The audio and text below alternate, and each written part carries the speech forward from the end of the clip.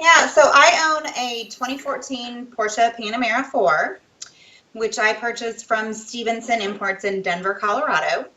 And I moved to Huntsville, Alabama, well, Muscle Shoals, Alabama, to spend time with my family. My father fell ill of cancer last summer, so I've been using Porsche of Huntsville, Alabama.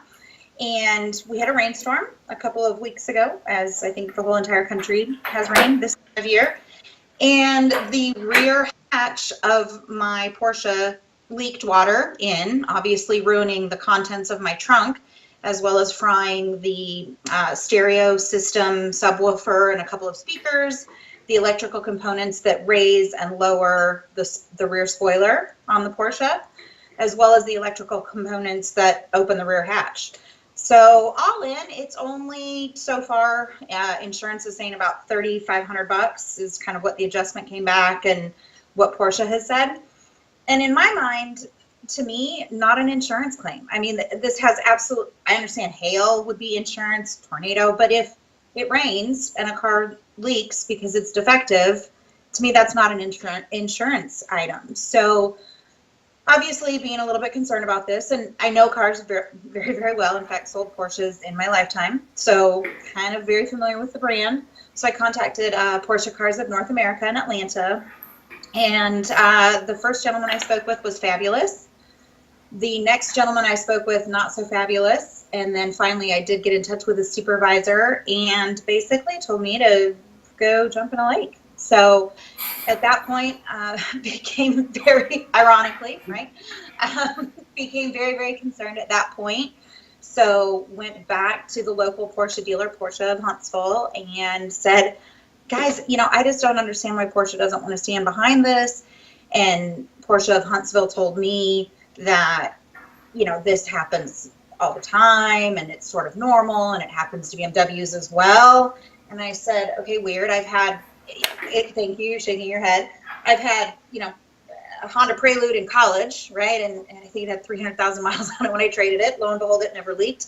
BMWs, Escalades, Mercedes, other Porsches. I've never, ever, ever experienced this problem. So I called back to Porsche, ironically, after it poured down rain in Atlanta, and somehow, some way, a really old 717 Delta aircraft that I was on managed to, survive the rain, and it didn't leak, and we took off safely. So got home after this huge rainstorm in Atlanta to ask Porsche Cars of North America if every single Porsche they had sitting outside at their race center had leaked.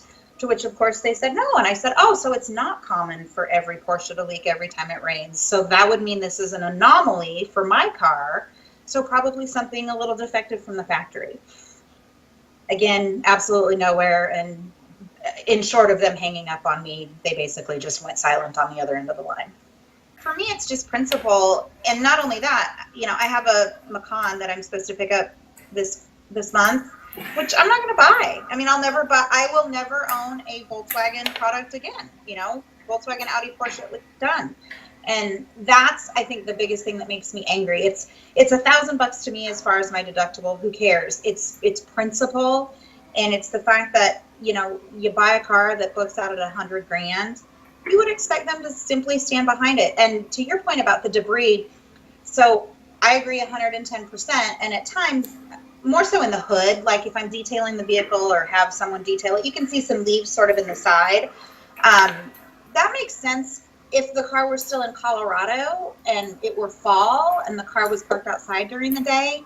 However, the vehicle has been in Alabama since June of last year and in a garage. I mean, it goes out when I go get a coffee on a Saturday afternoon.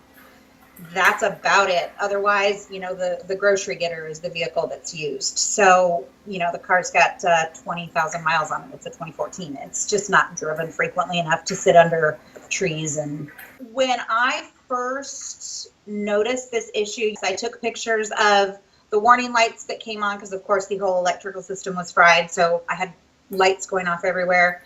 And then I had a shoebox, in particular, a Valentino shoebox, very, very heavy, red, there you back, very heavy red box, and it turned to paper mache. I mean, that's how much water had gotten in there. So I took photographs of all of that stuff because, they ruined my shoes, or the car ruined my shoes as well. So I started, through this process, because again, it's been a few weeks. I've done my due diligence and tried to sort of figure out how to go about all of this. So I started Googling around, and turns out, I'm not the only person who's had this issue, and a lot of things popped up on Pissed Consumer, as well as Consumer Reports, as well as Car and Driver, as well as PCA, which is the Porsche Cars North America, auto club, for lack of a better term. It seemed that it was the first generation Cayennes that expressively had this problem, and it seemed to be more of a sunroof issue as opposed to a hatch issue. And then I started reading, and it's happened to the Cayman, it's happened to the Boxster. Some poor soul had a 911 that it happened to.